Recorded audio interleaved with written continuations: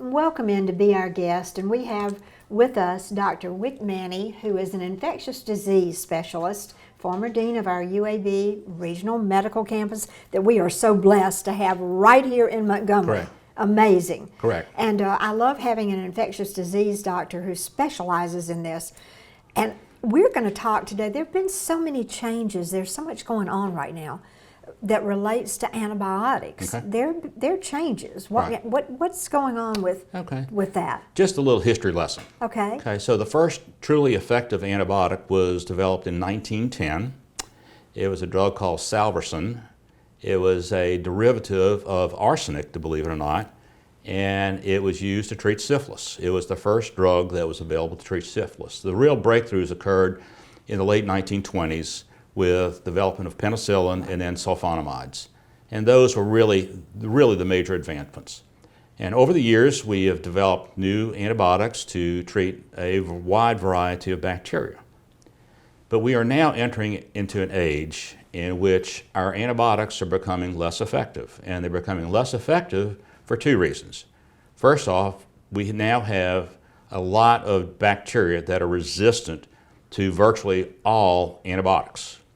We also have a fewer number of drugs entering into the pipeline because it is not necessarily always cost effective for pharmaceutical companies to develop a drug that is targeted just for a single bacteria rather than sort of a wide variety. So we have more resistant bacteria and we have less drugs to treat them. So in some circumstances, we're actually recycling old drugs that we used back in the 50s and 60s because these bacteria that are resistant to everything that we have now haven't seen the ones from the 50s and 60s. Okay. So who gets the infections with the multiple resistant bacteria? It's typically individuals who have been in the hospital for a long period of time in critical care units where they have multiple medical problems, multiple issues that perhaps would require antibiotics. The other circumstances, because of the fact that we have developments in treating cancer and other types of immunocompromised diseases, these individuals also are extraordinarily susceptible to antibiotics, and hence we have to use antibiotics in that circumstance.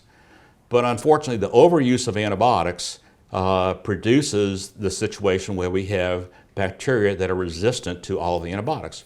Bacteria are a lot smarter than we are. Yep. They've been on this planet a lot longer than we have, and they can adapt. They have multiple ways that they can change their genetic code to become resistant to antibiotics. And that is the reason that we are seeing all these problems, because if the bacteria gets a taste of an antibiotic and kind of gets to know a little bit about the antibiotic, it has the mechanisms to become resistant to the antibiotic. So how do we stop this? First off, we reduce the misuse of antibiotics. That is far and away the most common reason that we see these bacteria that are resistant to everything. Not every illness requires an antibiotic. Your common colds, your runny nose, your bronchitis, the vast majority of those infections are caused by viruses for which an antibiotic is not going to work. So running to get an antibiotic from your physician or urgent care center is not always the wisest thing. In the hospital setting, hospitals working with their pharmacists and infectious disease specialists are trying to monitor the use of antibiotics so that if the antibiotic is absolutely positively needed, then it will be dispensed.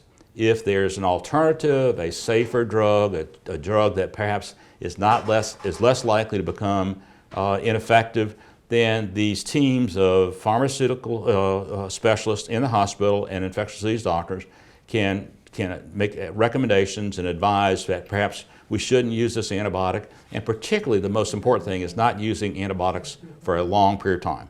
So again, back in my Stone Age when I was in training, we give for an infection that we would give it 14 days of antibiotics in the vein.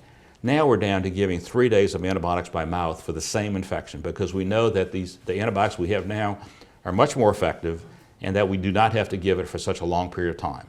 Wow. So shortening the length of period of time for an antibiotic and using antibiotics only when they're absolutely necessary and selecting antibiotics that are less likely to become resistant are sort of the mechanisms that the infectious disease physicians are using to for the challenge of these multiple resistant bacteria.